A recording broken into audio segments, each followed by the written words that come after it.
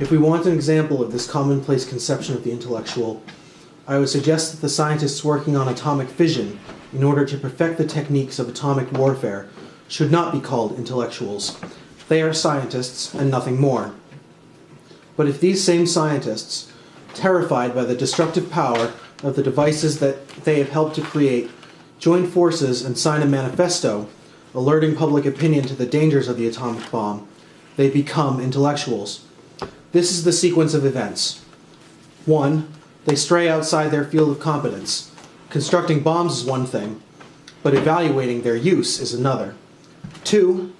They abuse their celebrity or their authority to do violence to public opinion by concealing the unbridgeable gulf that separates their scientific knowledge from their political appreciation, deriving from very different principles of the political appreciation deriving from very different principles of the devices on which they are working.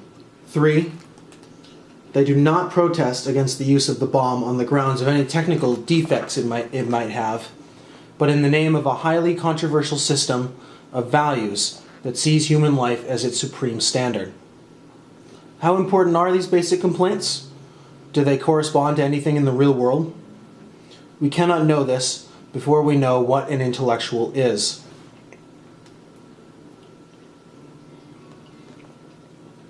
Part B. What is an intellectual? What is an intellectual? Since the intellectual is criticized for straying outside the field of his own competence, he is seen as a particular case of a wider set of persons who are defined by various socially recognized functions. Socially recognized functions. Let us see what this means. All praxis has several moments to it. Action partially negates that which is to say, the practical field represents a situation to be changed, to the profit of that which is not, the end in view, a distribution of the initial elements of the situation in order, ultimately, to reproduce life. But this negation is a disclosure and is accompanied by an affirmation, since that which is not is realized by that which is.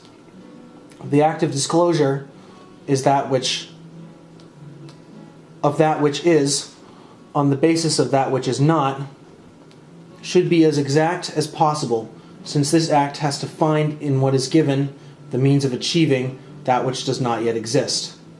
The resistance to be expected from a material is revealed as a function of the pressure that must be applied to it. Thus, all praxis contains a moment. All praxis contains a moment of practical knowledge that reveals, surpasses, preserves, and already modifies reality. This is the level of research and practical truth, defined as a grasp of being in as much as it encloses the possibility of its own directed change. Truth comes into being out of non-being, into the present out of the practical future. From this point of view, an enterprise that has successfully been accomplished is a verification of possibilities discovered in the course of it. If I manage to cross a river with a makeshift bridge, the material selected and assembled for the purpose will have demonstrated the solidity expected of it.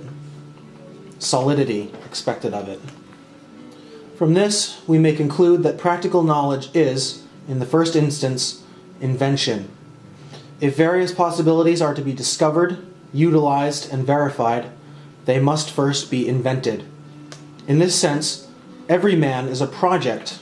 He is a creator because he invents what already exists, starting with what does not yet exist. He is a scientist because he will never succeed in anything without first assessing exactly all the possibilities that help him to realize his project. He is a researcher and a challenger, for since the end in view